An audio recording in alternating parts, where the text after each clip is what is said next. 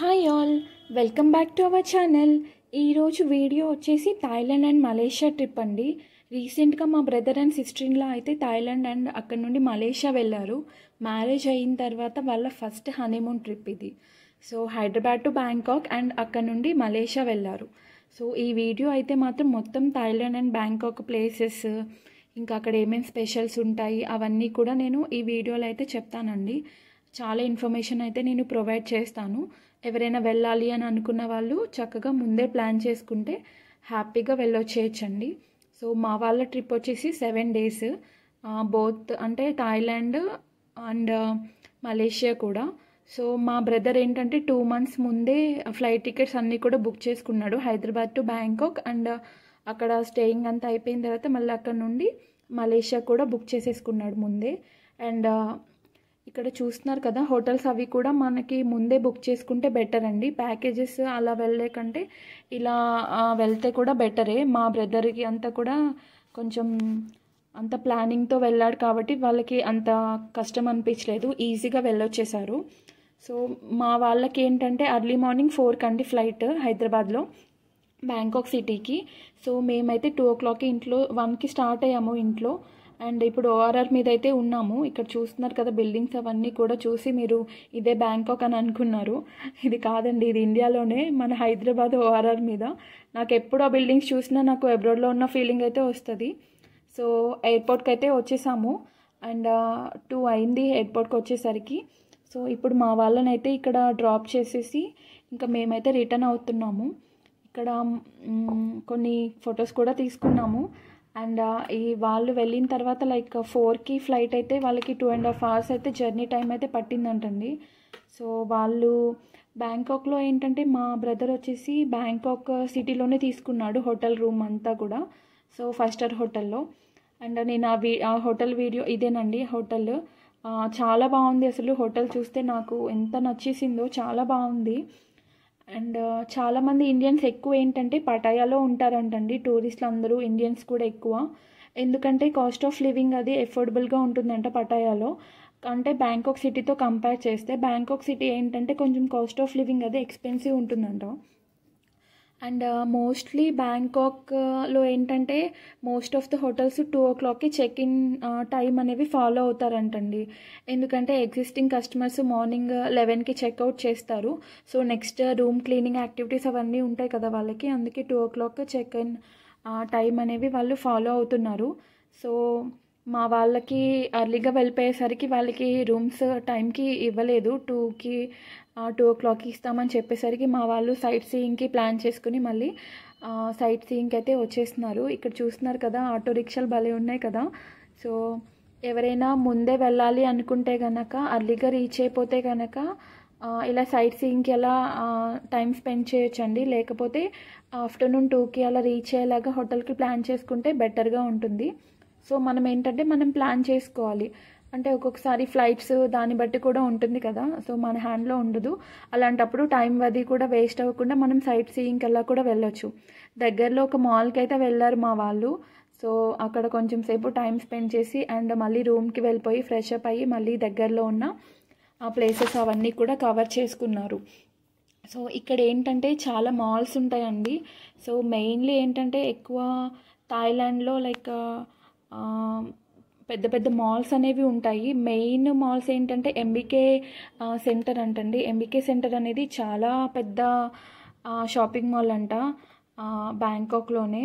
And shopping SIAM అని కూడా ఒకటి ఉందంట. అండ్ ఎంబీకేలో ఏంటంటే అరౌండ్ చాలా షాపింగ్ అంటే షాప్ స్టాల్స్ కానీ లైక్ రెస్టారెంట్స్, సర్వీస్ అవుట్లెట్స్ ఇవన్నీ కూడా చాలా ఉంటాయంట. And near by also like we have lot of shopping malls ఉంటాయని చెప్పారు మా బ్రదర్. అండ్ ఐకాన్ సిఎం అనేది కూడా చాలా ఫేమస్ అంటండి థాయిలాండ్లో. వరల్డ్ క్లాస్ బ్రాండ్స్ అన్నీ కూడా అక్కడ అవైలబుల్గా ఉంటాయంట. లైక్ టాప్ లగ్జరీ బ్రాండ్స్ అనమాట.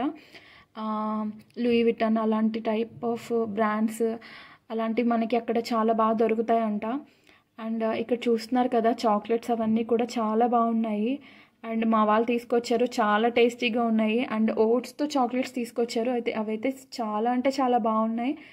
అండ్ ఇప్పుడు మా వాళ్ళు అయితే hop on hop of tourist boat అయితే ఎక్కడానికి వస్తున్నారండి. సో దీన్ని ఫ్లోటింగ్ మార్కెట్ అని కూడా అంటారు. ఇదేంటంటే బోట్లో వెళ్ళి మనము అన్ని ప్లేసెస్ చాలా ప్లేసెస్ అయితే కవర్ చేయొచ్చు ఇక్కడ. సో మొత్తం బోట్లోనే వెళ్ళాలన్నమాట.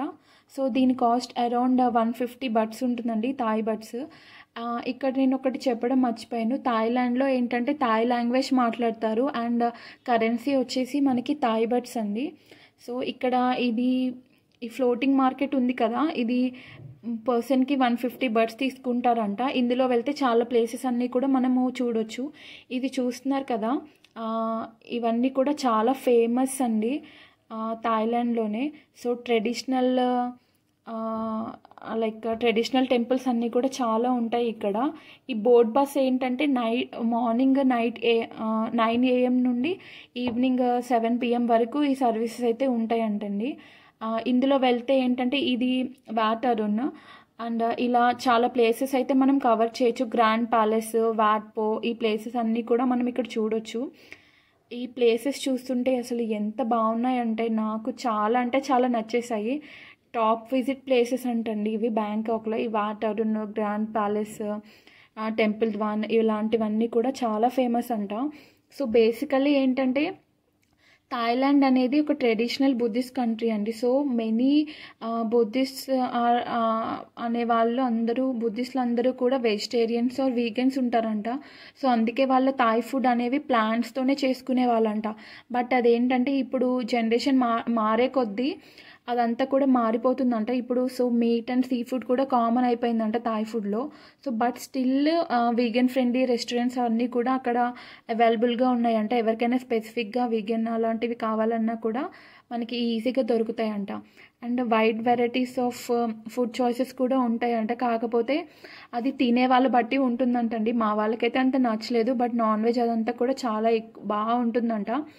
అండ్ థాయిలాండ్లో ఏంటంటే మెయిన్గా లోకల్ స్ట్రీట్ మార్కెట్స్ అండి అండ్ నైట్ మార్కెట్స్ కూడా చాలా ఉంటాయంట. సో అక్కడ మనం will get products like cheaper rates అండి, like footwear, spices, coconut oil products, Thai snacks, traditional hand crafts and handmade jewellery ఇలాంటివన్నీ కూడా మనకి అక్కడ బాగా దొరుకుతాయంట. అండ్ స్పెషల్ థాయ్ ప్రొడక్ట్స్ కూడా బాగా దొరుకుతాయంట.